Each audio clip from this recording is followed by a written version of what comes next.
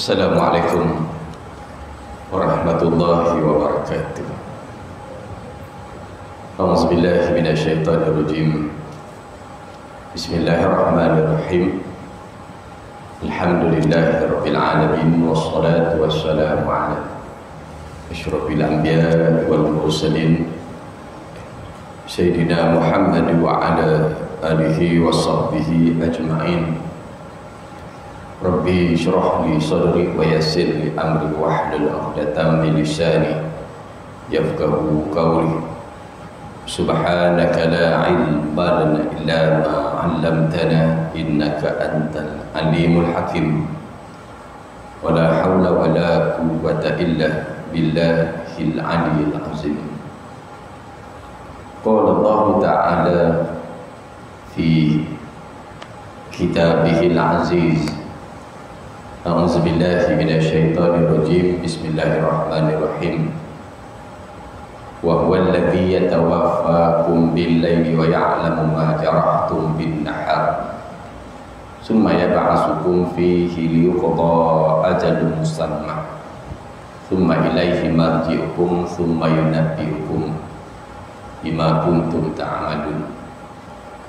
Wa huwal qahiru fawqa ibadihi wa yursilu 'alaikum hafadatan hatta idza jaa'a ahadakumul maut tawaffathu rusuluna wa hum la yufarritun thumma ruddu ila Allahi maulahumul haqq ala lahul hukm wa huwa asra'ul hasibin. Shadaqallahul azim. Wa qala Rasulullah sallallahu alaihi wasallam, ya ayuhan nas, innamad dunya darul liman la daralah wa malul liman la malalah wa laha yajma'u man la aqlah lah wa biha yafrahu man la fahmalah wa 'alaiha yahrisu man la tawakkala lah wa yatlubu syahawatiha man la ma'rifatan lah. Faman arada nikmatan za'ilah wa hayatan munqati'ah faqad zalama nafsah wa asa rabbah wa nasiyal akhirata wa gharratul dunya wa arada zahiral ithm wa batina hadha innal ladzina yaksibuna al ithm sayujzauna bima kanu yaqtarifun. Ya bani adam rahuni wa tajiruni wa amiluni wa asbiluni fi ribhikum indi ma la aynun ra'at wa la uzunun sami'at wa la khatara ala qalbi bashar wa la tanfadu adha ini wa la tanqus wa anal wahhabul karim. Firman Allah Subhanahu wa ta'ala di dalam surah Al-An'am bermula daripada ayat 60 berakhir pada ayat ke-62 yang bermaksud, dan dialah yang menidurkan kamu pada waktu malam dan dia mengetahui apa-apa sahaja yang kamu lakukan pada waktu siang. Kemudian dia membangunkan kamu pada waktu siang untuk disempurnakan umur yang telah ditetapkan. Kemudian kepadanya lah tempat kamu semua akan dikembalikan. Lalu diberitahunya kepada kamu apa-apa yang telah kamu kerjakan, apa-apa yang telah kamu lakukan. Dan dialah penguasa mutlak atas semua hamba-Nya, dan diutus kepadamu malaikat sebagai penjaga, sehingga apabila kematian datang kepada salah seorang di antara kamu, maka malaikat-malaikat kami mencabut nyawanya, dan mereka tidak pernah melalaikan tugas-tugasnya.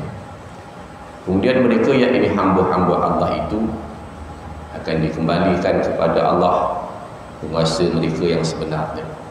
Ketahuilah kamu bahawa segala hukum pada hari itu berada padanya, dan dialah pembuat perhitungan yang paling cepat.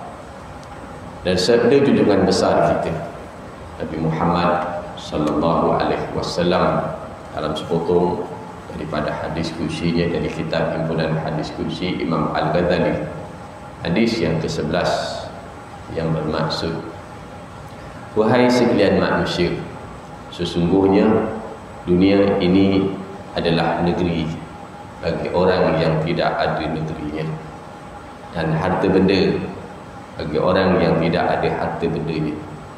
Di dunia inilah tempatnya berkumpul orang-orang yang tidak ada akal, tempat orang yang bergembira yang tidak ada pengertiannya, tempat orang yang tamak yang tidak ada tawakalnya, mencari kesenangan bagi orang-orang yang tidak bermakrifat kepadanya. Maka sesiapa yang mahu akan nikmat yang sementara dan kehidupan yang sekejap, maka sesungguhnya dia telah menginai dirinya sendiri dan menderhakai Tuhannya. Dia lupa akan akhirat dan dia telah diperdaya oleh dunianya. Dia mahu dosa yang nyata dan batin. Sesungguhnya orang-orang yang mengusahakan dosa, maka selagi akan dibalas dengan apa yang mereka perbuat.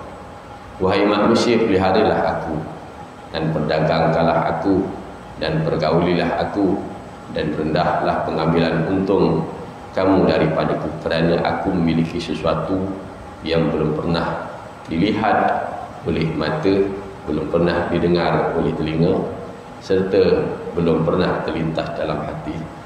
Perbendaharaanku tidak akan pernah habis dan tidak berkurangan, dan aku adalah Maha Memberi dan Maha Mulia. Alhamdulillah, marilah sama-sama kita merafak syukur hadrat Allah Subhanahu wa taala atas limpah dunia nikmat yang besar kepada kita, iaitu nikmat kehidupan, nikmat iman, nikmat kesihatan. Di antara tiga nikmat yang jarang dihargai oleh manusia ialah nikmat kehidupan. Yang paling besar di antara nikmat itu ialah nikmat iman, dan di antara yang terbaik nikmat itu ialah nikmat sehat. Satu nikmat yang kita tidak boleh beli di kedai-kedai masjid, tidak boleh beli di supermarket. Ya Allah masih lagi beri kepada kita nikmat-nikmat yang tersebut. Kita dapat lagi nikmat hidup, mana yang saya bacakan kepada tuan-tuan pada minggu yang lepas daripada surah Az-Zumar, dalam ayat ke-42 Allah mengatakan Allah yang memegang nyawa seseorang dan nyawa seseorang yang telah mati, dan begitu juga nyawa seseorang yang sedang tidur, maka dilepaskan bagi siapa yang dikehendaki dan dimenahan bagi siapa yang dikehendaki. Dalam ayat itu ditutup dengan, maka kata Allah, tidakkah kamu mahu menjadi dari kaum yang mahu berfikir akan keagungan kekuasaan Allah.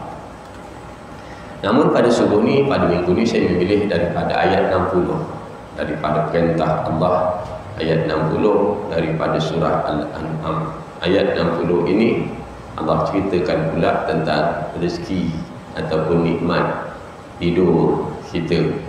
Daripada satu ayat komplit set tentang perjalanan hidup manusia itu tadi, ayat 60. Kalau tuan-tuan selak, ada ayat ke-34 Allah Ta'ala menceritakan berkaitan dengan bila kita bawa Islam, orang tak terima, ajakkan kita kepada kebaikan, orang tak terima.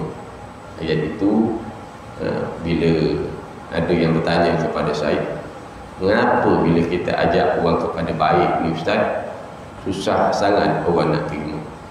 Dakwah ajak kepada Islam payah sangat orang nak terima.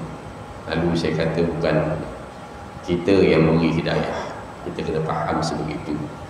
Malah Nabi pun ajak manusia ni, Nabi, Rasul, dengan mukjizat yang ditunjukkan pun orang tak terima. Apatah lagi perintah Allah pun manusia lawan.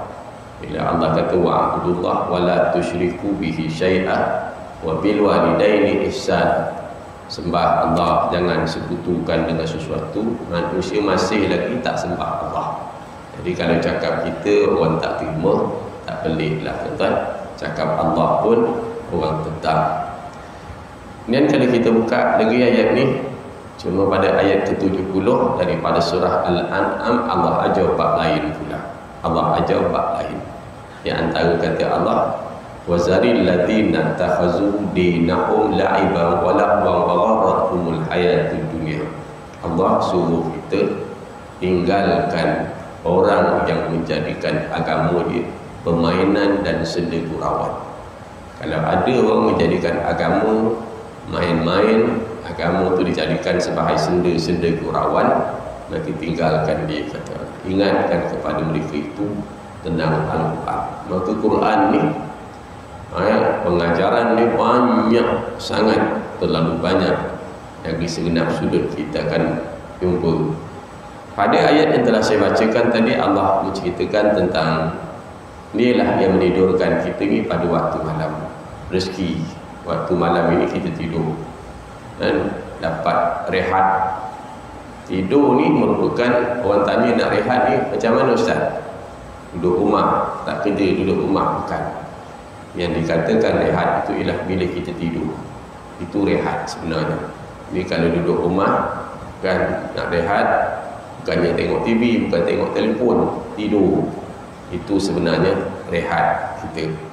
Sebenarnya itulah rehat kita. Dialah yang menidurkan kamu pada waktu malam, kemudian dia mengetahui apa sahaja yang kamu buat pada waktu siang. Tidak terlindung walaupun sesaat daripada pengetahuan Allah, walaupun sesaat kita ini tidak terlepas daripada pengetahuan Allah. Kemudian kata Allah, dia mengetahui apa yang kamu buat pada waktu siang. Dia membangunkan kamu pada waktu siang. Siangnya kita bangun, malamnya kita tidur. Siang kita bangun, malam kita tidur. Sebegitulah hari-harinya. Selama mungkin ada yang 50 tahun, ada yang mungkin 60 tahun, kata Allah, untuk menghabiskan usia kamu yang telah ditetapkan. Tak berapa lama lagi kita akan tidur bangun, lepas tu tidur tak bangun-bangun. Wallahualam. Untuk menghabiskan usia kamu. Kalau kereta minyak dia kita nak habis kan kita berjalan. Kita berjalan tu minyak dia habis. Maka tidur bangun ni nak habiskan tempoh masa kita 50 tahun ke 60 tahun, maka dia berakhir juga akhirnya satu hari. Bagaimanapun dia pasti akan berakhir. Kemudian yang keempat kata Allah kepadanya lah, semua kamu nanti akan dikembalikan. Semua kita akhir sekali akan balik kepada Allah. Dan yang kelima kata Allah, lalu dia beritahu kepada kamu apa-apa yang telah kamu lakukan. Dan dialah penguasa mutlak atas segala hamba-hambanya. Atas segala hamba-hambanya, dia Tuhan yang berkuasa atas segala-galanya. Dan diutus kepadamu malaikat-malaikat penjaga. Ada malaikat penjaga yang tidak pernah getar hati takut. Sama ada kita duduk dalam istana bangunan 40 tingkat, pengawal peribadi dia 400 orang. Ada askar-askar yang jaga istana kita ni. Makhluk ni dia tak pernah takut. Mana pun dia akan datang, dia akan cabut yang nama dia malaikat Israel. Dia tak pernah takut. Dia tak kenal erti takut, erti getar. Sama ada kau menteri ke, kau sultan ke, kau agung ke, kau ustaz ke, Bilal imam ke, kata Allah, kata malaikat ni sampai masa, maka dia akan cabut nyawa-nyawa dan mereka tak pernah melalaikan tugas tu. Kemudian setelah mereka cabut, hamba-hamba itu akan dikembalikan kepada Allah, penguasa mereka yang sebenarnya. Ketahuilah, ayat ini yang payahnya, bahawa kalau yang kita baca pada ayat ke-49 daripada surah Al-Kahfi, kata Allah, lalu diletakkan kitab catatan amalmu, maka diletakkan kitab-kitab catatan amalmu. Setiap kamu ada kitab catatan amal tu diletakkan. Ayat 49 surah Kahfi kata. Lalu manusia yang berdosa kata, betapa celaka aku ni. Ini kitab apa ni ya Allah? Tidak ada yang tinggal, yang kecil ke, yang besar ke, kata dia semuanya ada tertulis. Kita jumpa orang, kita senyum. Kita jumpa orang, kita senyum, kita masam, ada tertulis.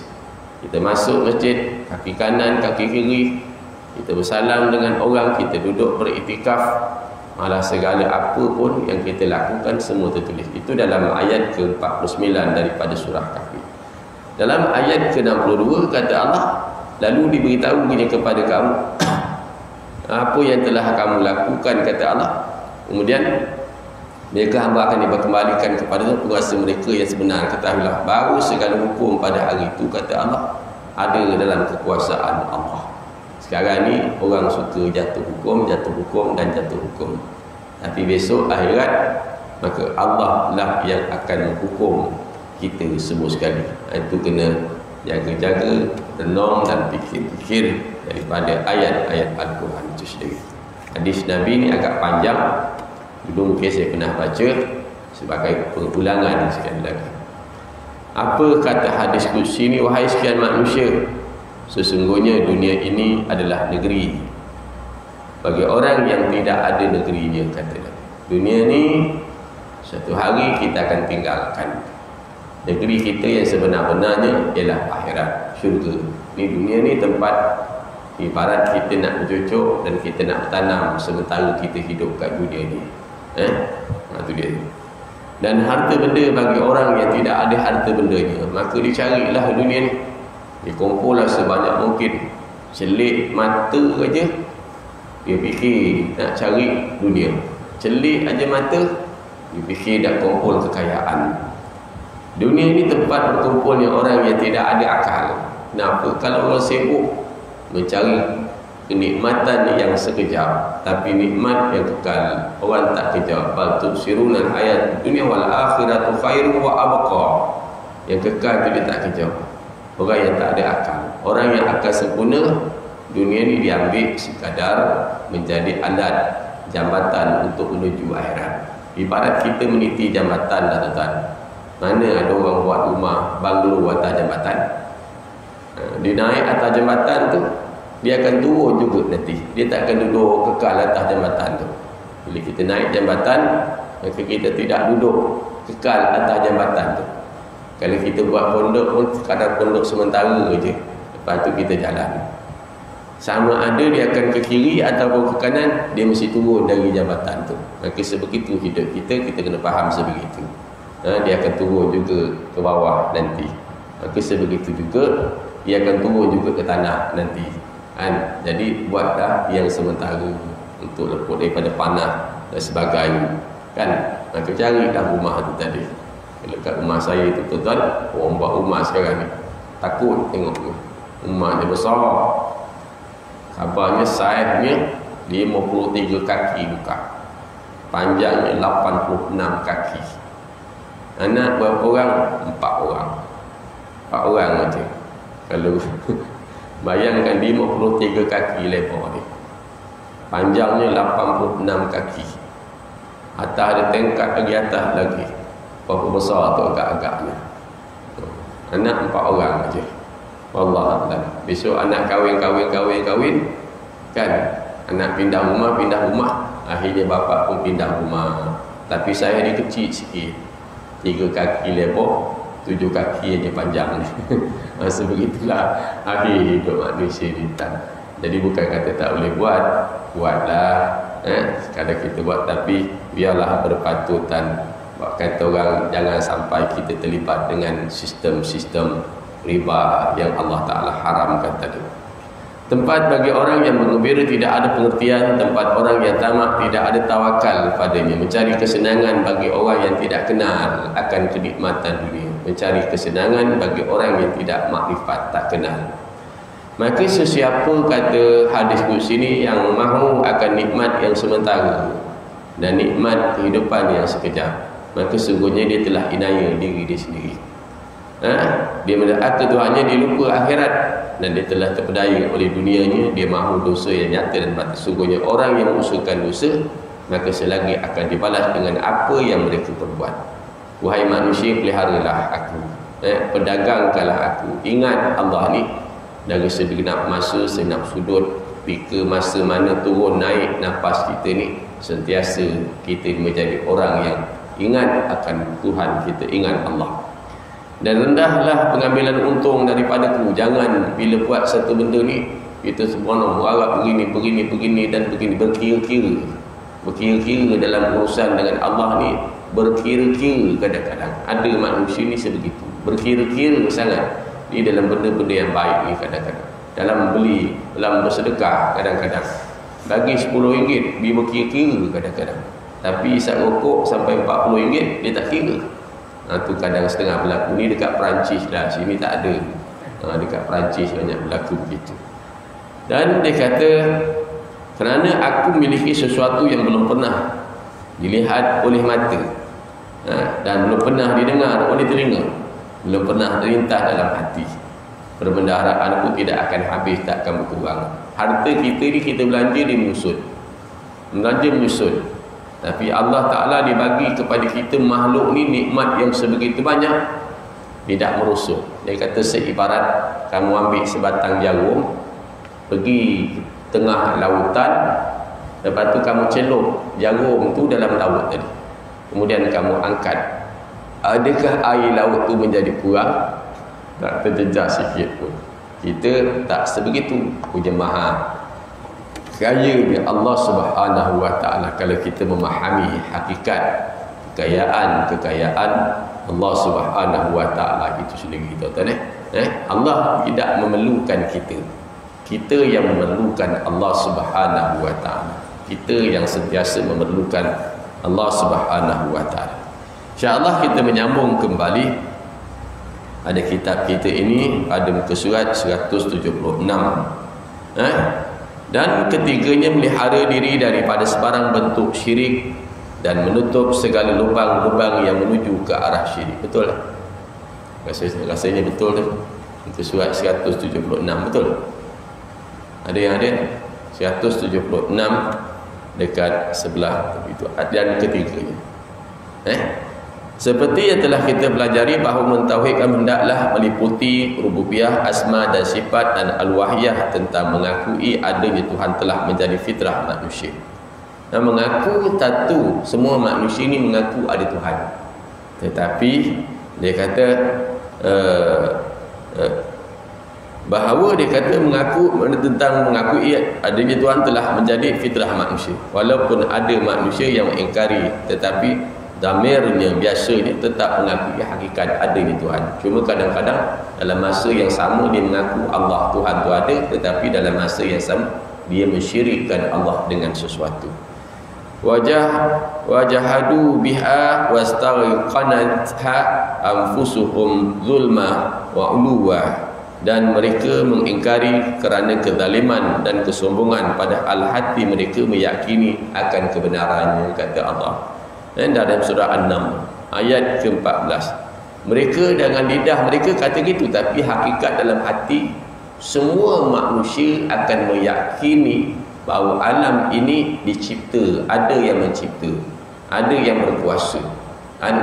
Mesti ada yang mencipta dan ada yang berkuasa. Tapi kadang-kadang kerana kesombongan mereka tidak mahu menerima kebenaran. Dan firman Allah lagi, walladzina takhadhu min dunihi awliya'a ma na'buduhum illa liyuqarrabuna ila Allah zulfa innallaha yahkumu bainahum fima hum fihi yakhtalifun. Dan orang yang mengambil pelindung selain daripada Allah berkata, kami tidak menyembah mereka melainkan supaya mereka mendekatkan kami kepada Allah dengan sedekat dekatnya. Sungguhnya Allah akan memutuskan antara mereka tentang apa yang mereka berselisih. Ini yang berlaku pada sesetengah orang kafir. Dan saya pernah tanya, adakah kamu pernah sembah padang salib?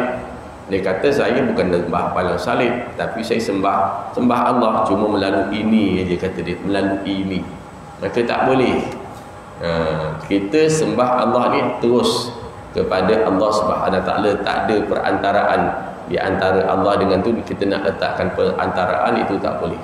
Tapi itulah biasanya yang dijadikan orang kafir itu tadi, kan? Dia kata Tuhan Allah.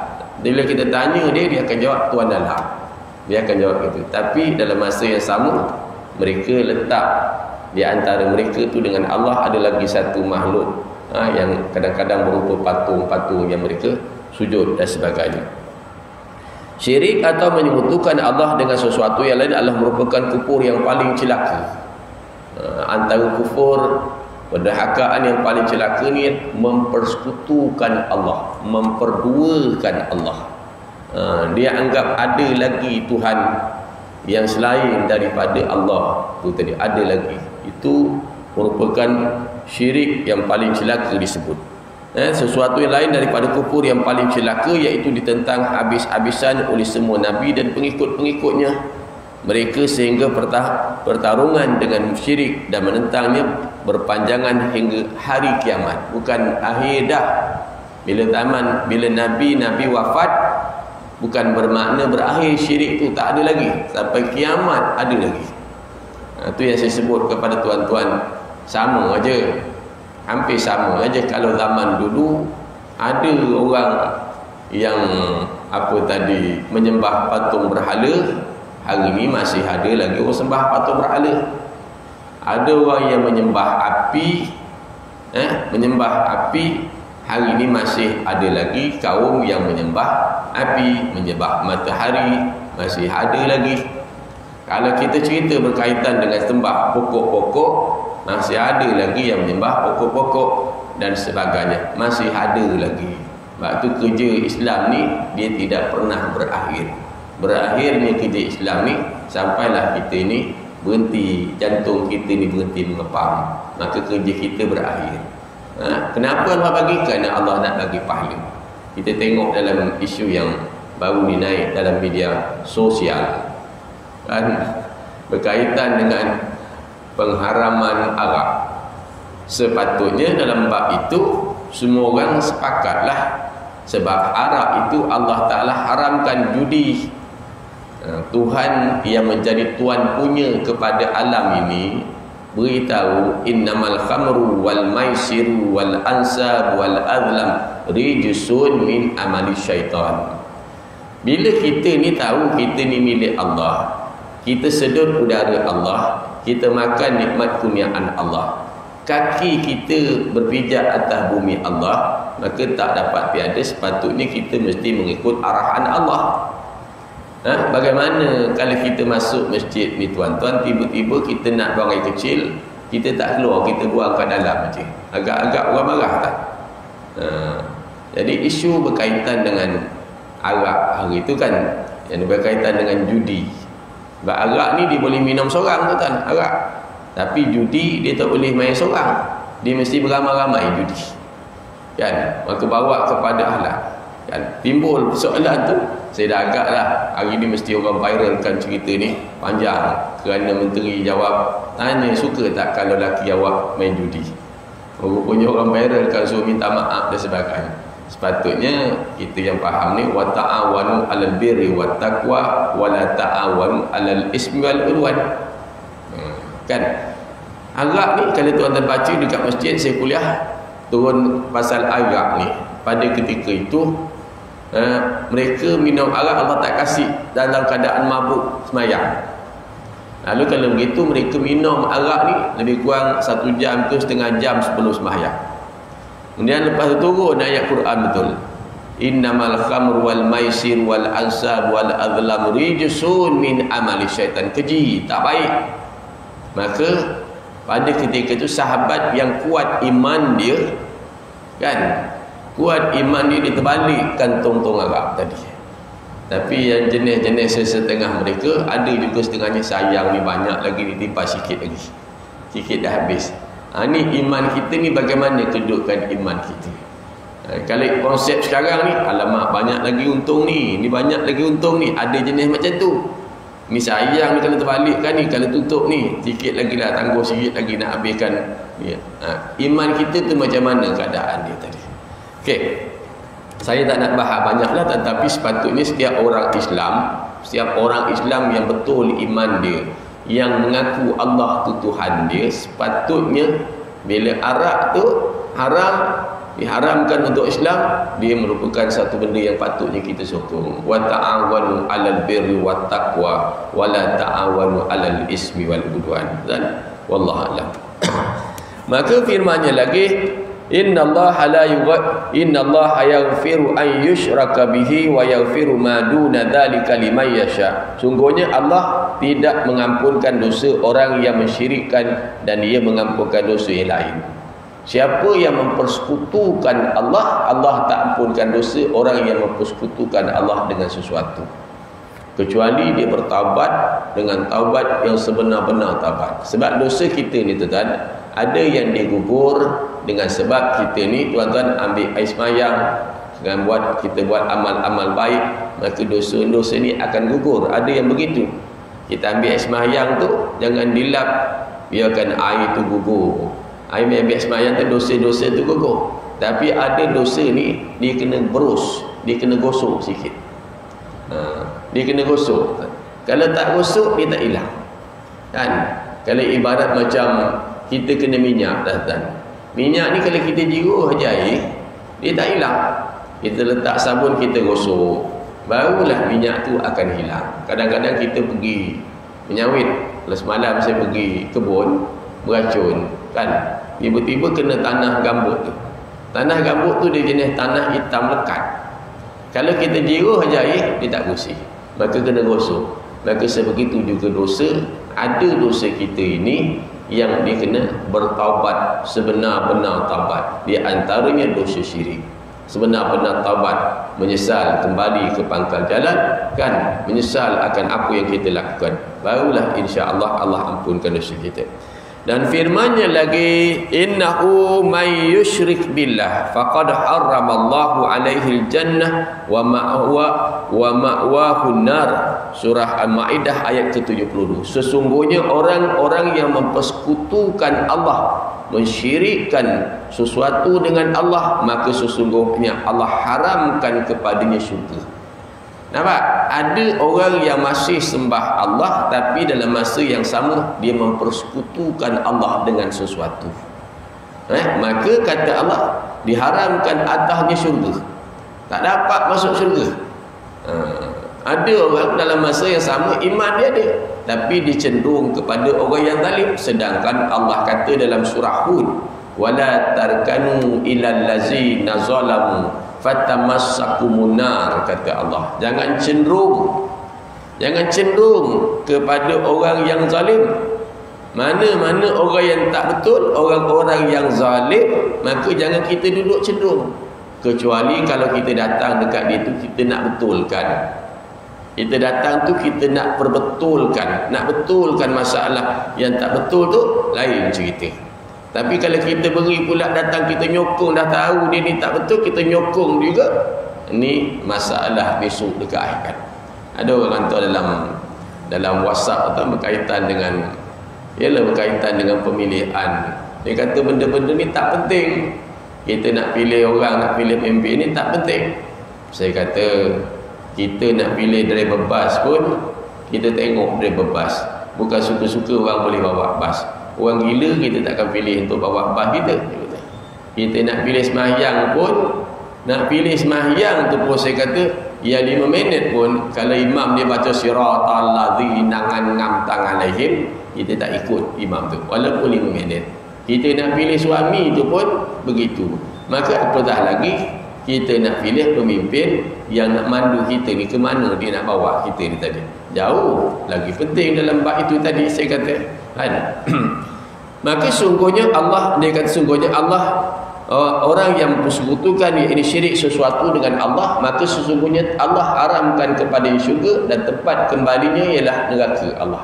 Dan firman-Nya lagi, wa may yusyrik billah faqa'annama harrama minas samaa'i fatahtafuhu tayr aw tahwi bihi rihu fi makanin sahih. Oh, dah baca gitu tapi tak apalah, kita ulama. Barang siapa yang mempersekutukan sesuatu dengan Allah, iaitu syirik, menduakan Allah, mempersyirikkan Allah, persekutukan Allah, maka adalah ia seolah-olah jatuh dari langit lalu disambar oleh burung atau diterbangkan oleh angin ke tempat yang jauh. Begitu jatuh dari langit tu, bagaimana keadaan dia agaknya. Kalau jatuh dari langit tu, bagaimana keadaan. Dah jatuh kena sambar pula tu, bagaimana keadaan dia. Kupasan lebih panjang tuan-tuan dalam berkaitan dengan bab ini, tuan-tuan boleh cari satu kitab ni. Kitab ni saya belum ngajar lagi di Johor. Hari tu dapat ngajar sekejap, kan, melalui online tu, Google apa tadi melalui tu, kan, terhenti, jadi tak habis lagi. Sebab dalam kitab ini di belakangnya dikupaskan tentang perkara-perkara yang membinasakan. Kata Nabi, jauhilah kamu daripada 7 perkara yang membinasakan. Maka sahabat bertanya, apa dia yang itu? Maka kata Nabi, yang membinasakan manusia ni, kata Nabi, 1, mensyirikkan Allah, menduakan Allah. Hukum akam Allah dah ada, dia buang, dia kata tak bagus. Hukum ciptaan manusia pula dia kata lebih bagus. Habis rosak. Dia banyak tentang pembahasan. Yang kedua, mengamalkan sihir. Sihir tu antara yang dia kata 7 perkara yang membinasakan, kata Nabi. Yang ketiga, membunuh nyawa manusia yang diharamkan kecuali dengan kebenaran. Yang keempat, memakan harta anak yatim. Yang kelima, memakan riba. Yang keenam, lari daripada musuh waktu dalam peperangan, kan, kecuali kerana mengatur strategi, kerana takut, kan. Dan yang ketujuh, menuduh perempuan mukmin yang bersih melakukan perbuatan zina. Dia tuduh orang Islam sama Islam yang bersih. Kalau yang pakai tak tentu pasal tu lain. Ni pakai elok, tiba-tiba dia tuduh zina. Itu antara 7 dia kata yang membinasakan. Dalam hadis lain, kami berada di sisi Rasulullah, lalu baginda bersabda, tidakkah suka kamu aku ceritakan kepada kamu sebesar-besar dosa. Hari itu kita cerita satu hadis Nabi, antara amalan-amalan yang Allah Ta'ala suka 3. Yang pertama, solat pada waktunya. Maka azam kita nak solat pada waktunya. Yang kedua, berbakti kepada kedua mak bapak. Yang ketiga, iaitu berjihad menolong agama Allah. Itu amalan yang Nabi, yang kata Nabi Allah Ta'ala suka. Maka di antara kata Nabi, sebesar-besar dosa besar, 1, mensyirikkan Allah. Yang kedua, derhaka kepada kedua mak bapak. Yang ketiga, saksi yang dusta. Percakapan dusta ketika itu baginda dalam keadaan bertongkat. Kemudian baginda mengulangi beberapa kali sehingga kami bersungut, moga-moga baginda berhenti. Ini dalam kitab ini dibahaskan banyak tentang perkara-perkara yang membatalkan akidah dan merosakkan akidah itu. Sehingga disebutkan, dia kata dalam kitab ini sekitar lebih kurang, dia kata perkara-perkara yang membawa kepada rosaknya iman sekitar lebih kurang 93 perkara. Nak baca ni kena baca 2 hari lah agaknya. Di antaranya dia kata banyak dalam bab-bab itu, makan harta anak yatim, makan harta daripada jual beli yang tidak sah, daripada kerja-kerja yang haram, makan daging babi bangkai, minuman keras seperti arak dan menyalahgunakan dadah dan sebagainya, antara yang disebut dalam kitab kita tadi. Okey, kita sambung sedikit sahaja lagi. Kemudian kata Allah, dia kata begitu sekali. Dan man mata yusyrik billah syai'an dakhalal nar. Sesiapa yang mati dalam keadaan dia menjadi syirik terhadap Allah, maka masuklah dia ke dalam neraka Allah. Walaupun amal dia banyak, tapi dia buat amalan syirik, amalan menyekutukan Allah dengan sesuatu. Dulu orang kita kan ada buat benda-benda kan, ancak, semah. Ingat tak dulu? Gambar sekarang ni banyak dah tak ada lagi lah. Dulu dia letak kadang-kadang nasi dalam satu piring, bubur ke disedukkan bubur, dia letakkan lilin, dia hanyutkan dekat sungai. Dia hanyutkan dekat sungai. Tujuannya nak bagi kepada makhluk-makhluk ni makan. Dulu-dululah kan, upacara harimau dan sebagainya. Amalan-amalan ni boleh membawa kepada syirik. Pakai kadang-kadang ni apa? Azimat ni. Orang kata wapak ikat dekat sini. Siapa takik insya-Allah tak lekuk kata dia. Tahan kebal. Kalau dia beranggapan bersangka bahawa benda itu boleh menyembuhkan dia, maka syiriklah dia tadi. Itu jaga-jaga dalam bab itu. Sebab dia ni syirik ni kalau tak betul, memang kalau tak belajar orang tak faham. Dia kena duduk mengaji, belajar bab-bab yang sebegini, dia kena duduk mengaji, baru dia boleh akan dapat memahami. Jadi jaga-jaga amalan daripada amalan syirik. Itu yang kita bila makan ubat ke tuan-tuan, makan orang kata ubat, kita makan bismillahirrahmanirrahim, bismillahirrahmanirrahim, makan. Dalam masa yang sama kita yakin bahawa yang menyembuhkan kita itu bukan ubat, tetapi yang menyembuhkan kita adalah Allah Subhanahu wa taala. Ini ada tuan-tuan Kitab Sekolah Agama Johor, kalau tuan-tuan buka dalam kitab darjah 6 yang baru ni kitab. Sekarang kitab baru ni bagus tuan. Kitab baru dalam Sekolah Agama Johor ni dia baru. Dia bagus sebab dia ambil daripada kitab lama. Kebanyakan kitab lama tu yang dulu punya kitab, dia olah bahasa ke dalam kitab yang baru. Jadi kalau tuan-tuan duduk, contohlah kalau nak belajar bab faraid tu kat sini, maknanya baca tu dia jadi mudah lah. Baca tu insya-Allah mudah. Ada semalam 2 hari lepas orang tanya tentang pembahagian harta pusaka. Macam mana ustaz? Rupanya maknya meninggal dunia, adik-beradik tak tahu. Dalam peguam beritahu ada duit sebanyak 500,000. Oh, saya kata, habis macam mana nak bagi? Nak bagi sama rata ke Ustaz? Sebaik-baiknya saya kata, kita orang Islam ni, kita yakin kepada Allah, maka kita bagi dulu dengan faraid. Bagi dulu dengan faraid. Selepas daripada itu, adik-beradik lelaki yang dapat 2 bahagian tadi, kalau dia nak sumbang, saya kata, dia sumbang lah. Ini akunya, ni hak aku. Tapi ni aku nak sumbang kau separuh. Tak apalah. Itu sebaik-baiknya pada pandangan saya kata. Sebab kalau takut ada 5 orang, tiba-tiba seorang tu tak setuju. Kita bagilah sama rata, sedangkan seorang tak setuju. Jadi timbul masalah dosa. Sebab itu dalam hidup kita ni tuan, kita nak faham bahawa kalau boleh kita ni tak nak ada dosa. Tapi nak buat macam mana? Tak nak buat benda-benda yang seminima mungkin lah. Kalau ada dosa pun seminima mungkin lah agaknya kan, biar bersih tadi. Sesiapa yang mati dalam keadaan menjadi syirik, dia kata terhadap maka masuklah dia ke dalam neraka. Amalan yang menyebabkan dia masuk neraka. Minum arak syirik tak tuan? Minum arak. Berzina tu syirik tak tuan? Berzina tu syirik tak? Zina tak syirik, tapi dia masuk dalam kategori dosa besar. Mana lebih bahaya, minum arak dengan sembah tok pekong? Nak tanya tuan, dari segi hukumnya, mana lebih bahaya? Mana lebih baik? Dua-dua tak baik.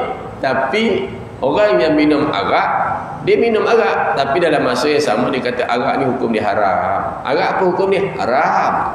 Apa hukum arak? Haram. Berdosa tak? Dosa. Nabi minum pasal alah saja je. Dia berdosa.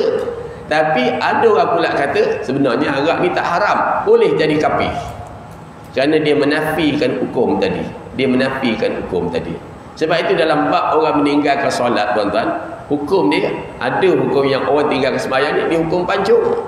Tapi ada masa dia suruh dia taubat, dia bertaubat, dia bagi ruang masa dia sebagainya. Dia berbeza keadaan tu, engkar ataupun menolak ataupun menerima. Jadi zina memang dosa besar, antara dosa besar. Tapi dosa yang besar di antara dosa besar ialah bila kita mempersekutukan Allah Subhanahu wa taala dengan sesuatu, itu lagi besar. Jadi jangan pula tuan-tuan dengar saya cakap ni besok tuan-tuan minum arak pula. Tak, itu dosa besar. Itu dosa besar juga, itu dosa besar. Jangan buat. Maka dia kata walaupun seorang itu beriman kepada adanya Allah, jika ia menyekutukan Allah dengan sesuatu selain daripadanya pada rububiyah atau asma atau sifat Tuhan, maka syirik namanya dan hukumnya sebagaimana firman Allah, wa ma yu'minu aktsaruhum billah illa wa hum musyrikun, dan tidaklah beriman sebahagian besar daripada mereka melainkan dalam keadaan mereka mempersekutukan Allah. Sebenarnya kata Allah dalam surah Yusuf ayat 106, kita nampak dia beriman, tapi hakikatnya sebenarnya dia masih lagi menyekutukan Allah. Itu yang kita cerita. Kalau zaman Nabi dulu masih lagi berlaku. Dia hanya gantung palang salib aja. Satu hari Adi bin Atim bin Atui datang jumpa Nabi, dia gantung palang salib kat dada dia. Palang salib aja, dia just gantung palang salib aja. Kat sini kalau tuan-tuan nak tengok, dekat seberang sana ada. Dia selalu naik basikal, dia gantung. Dulu orang ambil, orang buang. Orang buang. Emas besar tu. Jadi orang ambil, rampah buang. Sekarang ni dia pakai macam, nampak sekali limbah tengok macam plastik. Dia naik basikal dekat seberang. Jadi bila tanya, sayang orang bagi dia. Adi bin Hatim kata, dia gantung kepala, maka datang jumpa Nabi. Nabi bacakan ayat ittakhazu ahbarahum wa ruhbanahum arbaba min dinillah. Oh, kamu Yahudi menjadikan padri-padri, pendeta-pendeta sebagai sembahan selain dari Allah. Lalu kata Adi, ya Rasulullah, kenapa cakap gitu? Aku ni semayang, aku ni puasa, aku ni baca Quran, aku sembah Allah, aku tak sembah orang, tak sembah padri, tak sembah pendeta, aku sembah Allah, aku tak sembah manusia, aku sembah Allah. Dia kata, kenapa cakap itu? Kata Nabi, kamu mengiyakan apa yang diiyakan oleh padri dan kamu menidakkan apa yang diiyakan oleh Allah. Cukup dah kamu telah menyekutukan Allah SWT. Nampak tak? Apa yang padri kata begini, kamu kata ya, betul. Kamu duduk sokong. Tapi apa yang Allah kata kamu menidakkan. Cukup dah kamu mempersekutukan Allah. Sebegitu juga tuan-tuan dalam bab hukum akam. Bila orang tanya apa hukum akam yang terbaik, maka kita kena jawab hukum akam Allah. Hukum Allah. Apa hukum yang terbaik? Hukum Allah. Allah Ta'ala haramkan arak. Baik ke tak baik? Baik tak baik? Baik ke tak baik? Baik itu. Allah haramkan arak tu baiklah. Jangan kata sebenarnya Allah tak faham situasi. Ini dia yang tak faham sebenarnya. Sebab arak ni memabukkan berapa ramai orang mati kita tengok. Menghilangkan nilai manusia itu jadi menjadi manusia yang berguna. Hilang akal dia tadi, hilang pemikiran dia. Maka diharamkan arak. Hanya bab dua benda ni je tuan-tuan. Kalau tuan-tuan tengok dekat Malaysia ni, dua benda yang kita nak buang benda yang tak baik ni. Betul lah, lalat langor dia suka kepada benda-benda kotor. Dia tak seperti mana madu, lebah. Lebah ni dia macam mana pun tuan, dia akan cari benda-benda yang mana, benda-benda baik. Tapi lalat langor, tai pun dia umur. Itu perangai lalat langor tadi. Orang yang beriman, betul-betul iman dia sejati, dia mesti suka kepada benda yang baik, dia mesti tak suka kepada benda yang tidak baik, insya-Allah. Sikit lagi, 2 minit lagi insya-Allah.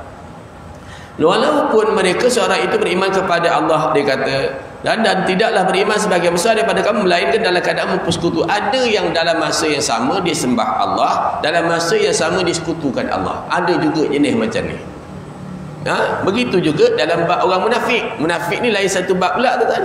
Zaman Nabi dulu, dalam masa yang sama dia sembah Allah, semayang, puasa, tapi dalam masa yang sama sifat munafik tu ada dalam diri dia. Itu yang akhirnya dibina. Saya katakan dalam ayat 107 surah Taubah, dia bina masjid. Dia bukan tak buat masjid, dia buat masjid.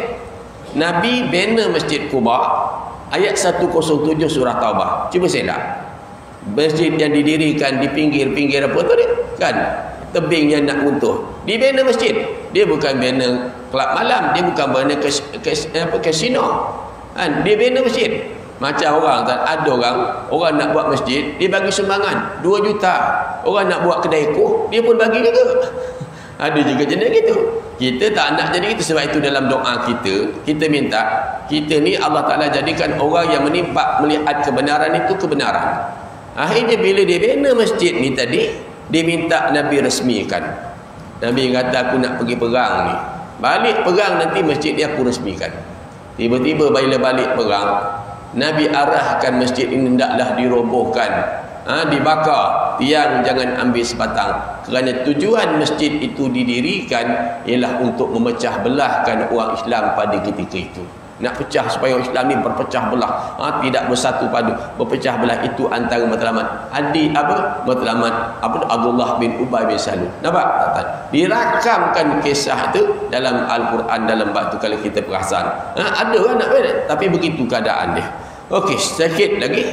Maka di sini saya mengukuhkan beberapa perkara yang dinamakan syirik agar dijauhi diri daripadanya, agar kita dapat tahu ini bukan menghukumkan orang tuan. Ini menerangkan hukum. Saya selalu cakap dengan orang, kita jangan jadi orang yang suka menghukum orang, tapi kita hendaklah jadi orang yang menerangkan hukum. Faham beza berbeza tak? Orang yang menghukum orang ni berbahaya. Kita kena jadi orang yang menerangkan hukum. Apa hukum kita terangkan, begini hukum. Kita jadi orang yang menerangkan hukum. Jangan kita mudah-mudah kafir. Jangan. Berbahaya kepada kita. Kan Nabi katakan, siapa yang kafirkan orang Islam, maka kata Nabi, dia kafir. Jaga-jaga. Dan siapa yang tak mengkafirkan orang kafir, dia kafir. Memang itu. Kan? Jadi kita jangan, kalau tuduhan tu tak betul, maka tuduhan tu akan balik kepada kita yang menuduh tadi. Itu kita ngaji, kita belajar dalam bab itu. Kita masuk yang nombor 1 cukup lah tuan. Nanti kita sambung pada minggu depan yang kedua. Menyembah dengan cara melakukan syiar ibadat kepada yang lain daripada Allah, sama ada cakrawala, bulan, matahari atau mana-mana bintang. Disembah pada yang lain. Matahari disujudnya, bulan disujudnya, ataupun pada bintang disujudnya, atau menyembah berhala. Disujud dekat berhala tu dia lalu, dia tabik. Kan? Dekat Malaysia ni ada tugu negara kan. Ada orang bila pergi, dia duduk kat tabik kat tugu negara. Jalan bungkuk depan tugu tu nak buat apa? Tu kan patung. Yang dia rendah depan bungkuk tu nak buat apa? Kan? Nak buat apa? Kita tengok je lah, tengok je. Yang kita jalan merendahkan di depan dia nak buat apa? Atau matahari atau mana-mana bintang, atau menyembah berhala, walaupun pada bentuknya sekalipun, apa bentuk sekalipun, menyembah patung berhala, setengahnya busut, diikat dengan tali merah, aku pun tak tahu. Kita pun nak kencing takut je, nanti kena besar pula nanti, kan? Punya takut, kena orang dulu-dulu je. Kita pun jadi takut dalam bab-bab itu tadi tuan. Atau menyembah manusia. Cuma dulu tuan, ada orang tanyalah, saya tengok ada satu ustaz cerita pasal orang asapkan keris. Asapkan keris. Dulu, orang dulu dia buat itu tuan-tuan, tidak ada unsur syirik. Tak ada khabarnya. Kenapa dia asapkan keris? Dia kata, dia tak bakar sebab keris ni dia besi. Kalau dia bakar, kata dia dikarat. Oh gitu. Habis dia asapkan apa dia asap? Dia asap ni supaya keris tu kering, dia tak karat. Lepas dia asap, dia kata dia letak apa? Limau apa tu. Dia letak lilin. Nanti cair dia akan tutup lapisan atas supaya bersih. Keris tu biasanya disimpan supaya tak karat. Nah, kenapa pula limau? Rupanya limau orang dulu-dulu buat kerana tuan-tuan nak cuci darah, kotoran darah tu, ada darah, nak cuci dengan benda-benda yang masam. Tapi orang yang ikut kendian ni tuan-tuan, yang ikut kendian ni, dia tak tahu. Dia main ikut aje. Dia main ikut itu, akhirnya kadang-kadang keyakinan dia lain daripada apa yang dia ajar. Sedangkan yang dia ajar tu lain. Dia yakin tak benda-benda tu lain. Setengah dulu orang tua-tua dulu, ingat tak orang tua-tua dulu? Kalau anak tu lahir, dia taruh dekat pusat tu apa? Jintan manis. Dulu. Sekarang ni tak adalah, mak-mak moden ni tak ada. Dulu-dulu. Nak elakkan dia daripada kena kembung perut dan sebagainya. Dulu-dulu. Kan? Dulu-dulu. Sekarang orang tak buat lagi macam tu kan? Kan ada orang dulu-dulu yang pandai. Cuma bila mendatang kemudian ni, dia jadi pak ikut, pak turut, dia pun tak tahu kenapa, mengapa dan kenapa dia tak tahu, dia main ikut. Itu yang akhirnya timbul kepada. Sebab itu kita bila nak buat sesuatu, kena tak banyak sikit, kena ambil tahu, ngaji sedikit tadi tuan. Kan? Seperti tuan-tuan bacalah. Contohlah, mas kahwin RM22.5 tunai ni. Tuan-tuan pernah tanya tak kenapa di Johor RM22.5 tunai? Pernah tanya tak? Saya dapat jawapan dia. Saya tanya dulu, saya tanya jawapan dia. Ada jawapan dia sebenarnya, ada kisah dia, tapi saya lupa dah. Memang ada jawapan dia. Ada jawapan. Oh, saya kata gitu, patutlah di Johor ni tak naik RM22.5 tunai. Ada dia punya tu tadi. Atau menyembah manusia seperti raja yang mengaku menjadi Tuhan. Menyembah raja pula yang mengaku diri dia Tuhan. Ada ke ustaz kat Malaysia ni? Jangan lupa Tuhan langit tu mungkin. Yang aku Tuhan langit, ada pula orang iktiraf dia. Kan? Ada. Dan dengan atau setaraf dengan Tuhan, taraf dia sama taraf dengan Tuhan. Dia letak macam tu, tuan-tuan.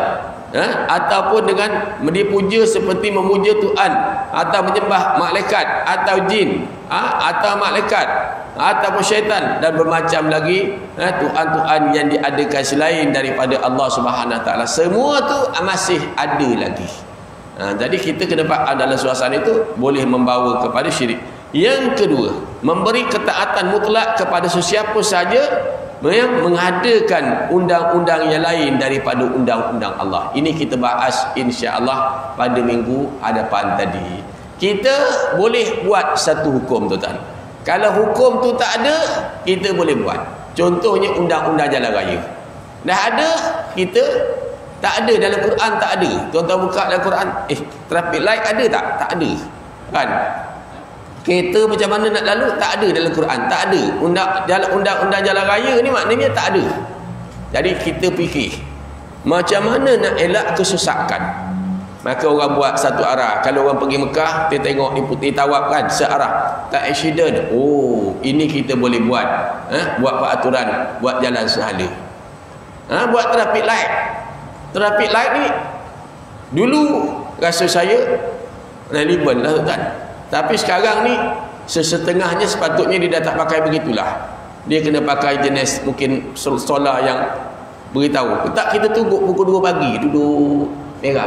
Tunggu kejap. Dia kena tukar sistem lah sepatutnya kan. Time tak ada kereta, dia punya sistem tu macam mana dan sebagainya. Sistem tu macam mana. Adalah pembaharuan dia, kemajuan dia sepatutnya. Yang itu boleh buat. Tapi tuan-tuan duduk fikir, kita duduk bincang macam ramai-ramai ni, macam mana cara kita nak pendekkan sembahyang kita. Tak boleh. Tuan-tuan jangan duduk mesyuarat nak pendekkan sembahyang. Kita habis kita buat apa? Kita nak pendekkan sembahyang lah. Kita ingat 4 rakaat ni dia macam panjang sikit lah. Jadi kita pendekkan sikit. Macam mana nak buat short form? Nak pendek-pendek tu macam mana? Nak baca tak boleh. Tuan-tuan jangan nak buat benda puasa, tuan-tuan nak buat pendek pula puasa. Ataupun ya Allah Ta'ala letak hukum haji, jangan tuan-tuan pandai. Sekarang ni orang tak ramai pergi haji tau. Baik kita pergi sekarang. Habis kita buat haji juga tau, melontar jumrah juga, Jumratul Ula, Jumratul Aqabah kita buat juga, tawaf kita buat, cuma kita tukar tarikh je. Tak boleh buat terbiat apa. Jadi begitu juga dalam hukum akam. Mana yang tak ada, yang Allah tak sebut, Nabi tak sebut, kita boleh buat. Tuan-tuan nak pakai baju, nah Quran kata, hadis kata pakai yang elok, tutup aurat. Tuan-tuan nak pakai macam mana pun, nak pakai baju Melayu ke, baju Keling ke, baju Jawa ke, yang pentingnya tutup aurat. Passion kita lah kan. Kan passion kita bukan semestinya jubah, kan, tapi yang pentingnya tutup aurat. Kan macam mana? Tapi yang dah ada, tuan-tuan jangan ubah. Ambil sembahyang basuh muka dulu. Tuan-tuan kata basuh muka ni tak relevan Ustaz. Saya nak basuh kaki dulu Ustaz. Apa terbiat apa? Dia tak boleh. Yang Allah dah, maka sebegitu juga bab muamalat, bab munakahat, bab jinayah, patutnya kita terima apa yang Allah Ta'ala tentukan. Memberi ketaatan, tiba-tiba orang ubah hukum, kita nak ikut sama-sama. Tuan-tuan reda tak? Allah kata lelaki yang mencuri, perempuan dia mencuri, potong tangan keduanya. Tiba-tiba kita kata alam ni tak relevan Ustaz. Kita tukar tu, kita tak nampak. Mayang tadi kita tak tukar, puasa tadi kita tak tukar, betul? Uduk kita tak tukar. Apa lagi tuan? Apa lagi? Kita tak tukar. Haji tadi kita tak tukar. Tiba-tiba dalam nikah kahwin ada orang berani tukar tak? Ada tak orang berani tukar? Kita akad ni dah tak relevan lah. Kita main sentuh pipi. Ada berani tukar? Tak boleh, tak tukar, mesti akad nikah. Maka sebegitulah sepatutnya dalam bab yang lain daripada itu. Jadi kita berhenti sampai situ. Jam dah menunjukkan bunyi tanda tu, so berhenti dah. InsyaAllah panjang usia kita ni, kita sambung balik. Bab belajar tauhid ni tuan-tuan, dia ada susah sikit daripada belajar kitab fiqah. Yang fiqah ni dia ada mudah sikit, banyak kita, tapi tauhid ni kita tak nampak dengan mata kita. Kita nak cerita benda yang kita tak nampak dengan mata. Macam saya kata itu pada tuan-tuan lah, akidah ni kalau dia batal, ingat tak saya cakap dulu sekitar 2 tahun lepas, 3 tahun lepas, akidah ni dia batal, tidak seperti mana pokok musang king kita mati. Musang king kita mati, kita nampak depan mata kita. Allah beli RM60 sebatang, mati, layu kering, kita nampak. Tapi akidah batal, orang tak nampak. Seperti mana saya sebut pada tuan-tuan, begitu juga dosa. Ayam mati, saya kata beli ayam banyak, tiba-tiba dimakan di tikus. Saya pun beli racun, kita letak, mati juga, dapat mati juga 2-3 ekor tikus tadi. Datang anak saya, dia tengok sikit sangat tikus ni mati, dia tabur pula racun tu kat rumah tu. Dia tabur kan. Bangun pagi berlempang ayam mati pula tu. Berlambat aku duduk termenung, galatnya mati banyak ayam ni kan. Pasal nak suruh tikus mati banyak. Jadi ditaburlah banyak racun tadi, melambat ayam pula mati. Tak untung besar saya kata. Bau busuk atas sana mati, selah sana mati, anak ayam kan, ibu ayam mati kan. Galaknya saya kata, untungnya tak banyak mana, rugi pula banyak. Sekilo dah RM24. Kalau seekor ibu ayam tak 2-3 kilo. Tapi begitulah akhirnya, bau dia busuk. Itulah saya cakap, betul lah Allah Ta'ala jadikan benda ni banyak yang berbau, tapi dosa kita ni Allah jadikan tidak berbau. Bila dosa kita tak berbau, kadang-kadang orang ingat diri dia suci dalam debu je. Wallahu a'lam. Kita berhenti sampai situ insya-Allah. Bismillahirrahmanirrahim. Alhamdulillahirabbil alamin. Wassalatu wassalamu ala asyrafil anbiya'i wal mursalin sayyidina Muhammad wa ala alihi washabbihi ajma'in. Allahumma nawwir qulubana binuri hidayatika wa futuhatika kama nawwartar arda binuri syamsika abadan abada bi rahmatika ya arhamar rahimin. Allahumma aghnina bil ilmi wa zayyinna bil ilmi wa akrimna bit taqwa wa jamilna bil afiyah. Ya rabbana zidna ilma warzuqna fahma wa anta khairul dzikir. Rabbana atina fid dunya hasanah wa fil akhirati hasanah wa qina azabannar. Wa sallallahu alaihi wasallam Muhammad wa ala alihi washabbihi wasallam. Walhamdulillahi rabbil alamin. Insya-Allah Masjid Bandar hari ni dah mula tak ni? Semalam pun dah mula, hari ni mula kuliah duha di Masjid Bandar insya-Allah. Bagi yang nak hadir insya-Allah dipersilakan. Assalamualaikum warahmatullahi wabarakatuh.